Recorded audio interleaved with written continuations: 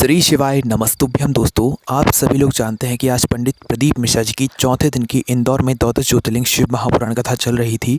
जिस कथा में पंडित प्रदीप मिश्रा जी ने कई सारे विशेष उपाय और कई सारी ऐसी विशेष बातें बताई हैं, जिन बातों को अगर आप लोग अपने जीवन में अपना लेते हैं तो निश्चित ही आपके जीवन धन्य हो जाएगा। तो दोस्तों, सबसे पहले हम लोग बात कर लेते हैं उपाय की। दोस्तों, जैसे कभी आपके साथ ऐसा हो कि भाई आपके पास सिर्फ 2-3 घंटे हों और आपको कोई विशेष काम होना हो और आपको चाहिए कि आपको उसमें भगवान का आशीर्वाद मिल जाए, 2-3 घंटे में आपकी कोई भी विशेष मनोकामना पूर्ण हो जाए, तो दोस्तों उसके लिए एक विशेष उपाय आप लोगों को हम बता देते हैं।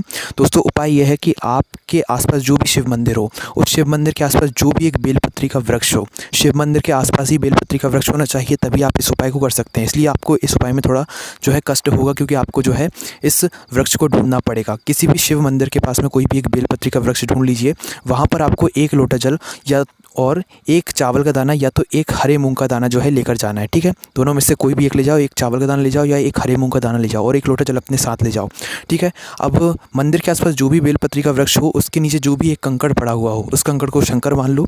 शंकर मानने के बाद आपको क्या करना है, 1 लोटा जल उस कंकड़ को चढ़ा देना है। चढ़ाने के बाद आप जो अपने साथ 1 चावल का दाना या 1 जो भी हरे मूंग का दाना लेकर गए हैं, वह उसी कंकड़ के ऊपर समर्पित कर दो, शिव जी मानकर। ठीक है, और भगवान शिव के नाम का आपको स्मरण करना है 2 मिनट बैठकर। ऐसा नहीं है कि आपको वहीं पर बैठे रहना है, 2 मिनट आपको भगवान शिव के नाम का स्मरण करना है, श्री शिवाय नमस्तुभ्यम का जाप कर लेना है। ठीक है, और जब तक आपका वह काम ना हो जाए, आपको भगवान शिव के नाम का स्मरण करते ही रहना है और भगवान से बोलना है वहीं पर बैठकर, बेलपत्री के वृक्ष के नीचे बैठकर, भगवान हमारा ये काम बहुत ज़रूरी है, आप हम पर अपना आशीर्वाद बनाइए। बस यहाँ पर यह उपाय पूरा हो जाता है। इस उपाय को करने से आपकी जो मनोकामना होती है वो 2-3 घंटे में पूर्ण हो जाती है। पर दोस्तों, उपाय को करते समय मन में विश्वास ज़रूर होना चाहिए। उसके बाद दोस्तों, आज की कथा में पंडित प्रदीप मिश्रा जी ने बताया कि अगर आप कोई भी व्रत करते हैं, जैसे कि पशुपतिनाथ का व्रत भी करते हैं, तो दोस्तों जब आप लोग पशुपतिनाथ व्रत की पूजा करने जाते हैं मंदिर में, तो आपको मंदिर में कभी भी उस समय व्रत के समय किसी की भी कमी नहीं निकालनी है।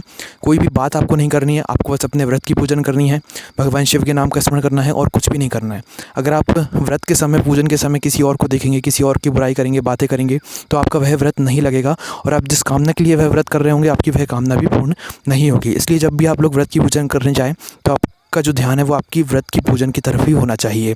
उसके बाद दोस्तों, पंडित प्रदीप मिश्रा जी ने आज की कथा में ये भी कहा है, और पिछले कुछ दिनों की कथा में भी पंडित प्रदीप मिश्रा जी ये बात कह रहे हैं कि अभी जो है इंदौर में कथा चल रही है।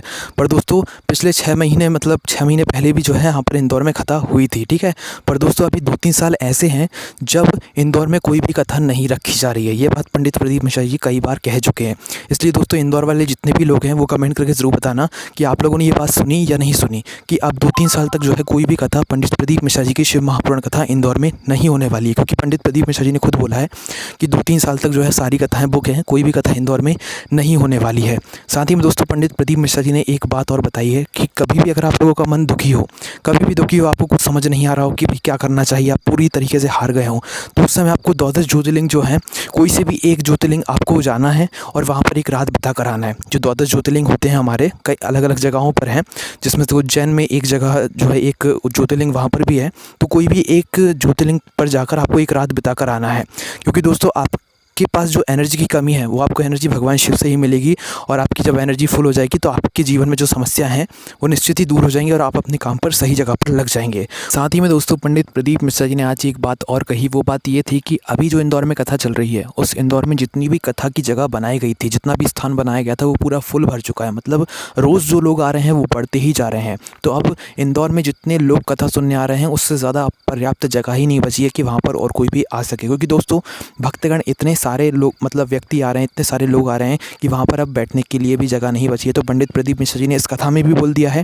कि अब आप लोग अपने घर से बैठकर ही कथा सुने।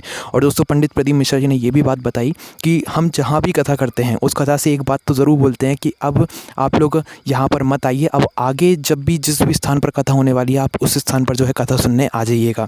जैसे कि अभी कुछ दिनों पहले यहाँ पर, मतलब जहाँ पर भी कथा होती है, उस स्थान से जो है पंडित प्रदीप मिश्रा जी ये बोल देते हैं कि अब आगे जहाँ पर भी कथा होने वाली है, आप उस स्थान पर आ जाइएगा, पर अभी जो है इस स्थान पर मत आइए, क्योंकि यहाँ पर भीड़ बहुत ज़्यादा हो रही है। पर जब भी व्यक्ति भक्तगण नहीं मानते और वो लोग कथा सुनने ज़रूर आते हैं, क्योंकि ये शिव की महिमा है, शिव महापुराण कथा की महिमा है, जो कि लोग इसे इतना पसंद करते हैं। और भगवान शिव का आशीर्वाद है कि आज ये जो है युग जो है शिव युग बन रहा है। दोस्तों पंडित प्रदीप मिश्रा जी जो करते हैं वो कोई नहीं कर सकता है। अब दोस्तों हम आपको आखिरी में एक बात और बता देते हैं कि 28 नवंबर 2022 को आप अपने कैलेंडर को खोल कर देख लीजिएगा कि नाग दिवाली के नाम से आपको यह दिन दिख जाएगा। और दोस्तों नाग दिवाली का मतलब आप लोगों को नाम से ही समझ आ रहा होगा कि भगवान शिव के जो सबसे प्रिय होते हैं नाग देवता, उनकी दिवाली है। तो दोस्तों नाग दिवाली के दिन आपको भगवान शिव को प्रसन्न करना बहुत ही आसान हो जाएगा। तो इसलिए आपसे निवेदन है कि आप भगवान शिव जी के मंदिर जाकर आपकी कोई भी विशेष मनोकामना हो, कोई भी कामना हो, तो एक बेलपत्र लेकर ज़रूर जाइएगा और एक लोटा जल लेकर जाइएगा। और आपको करना क्या है कि शिव मंदिर में पहुंचकर शिवलिंग के ऊपर सबसे पहले एक लोटा जल समर्पित करना है, भगवान शिव के नाम का स्मरण करते हुए, श्री शिवाय नमस्तुभ्यम का जाप करते हुए। उसके बाद दोस्तों एक बेलपत्र आपको अपनी मनोकामना को करते हुए भगवान शिव जी की शिवलिंग के ऊपर किस साइड मतलब बेलपत्र की डंडी का मुख करके रखना है, अशोक सुंदरी की साइड। मतलब जब आप लोग ये बेलपत्र शिवलिंग के ऊपर समर्पित कर रहे हो तो जो डंडी का मुख होगा वो आपको अशोक सुंदरी वाले स्थान पर मतलब करके रखना है। जिस तरफ से जल गिरता है नीचे, जिस तरफ से जल बहता हुआ जाता है नीचे गिरता है, उस तरफ आपको शिवलिंग के ऊपर जो बेलपत्र की डंडी है उसका मुख करके रखना है। तो बस यही कुछ बातें आज की कथा में हुई। और आपने कौन सी बात सुनी, कौन सी बात नहीं सुनी, और आपने क्या क्या सुना वो आप हमने कमेंट करके ज़रूर बता सकते हैं। और कोई भी समस्या है तो कमेंट करके पूछ सकते हैं। ओम नमः शिवाय, जय भोले बाबा, श्री शिवाय नमस्तुभ्यम।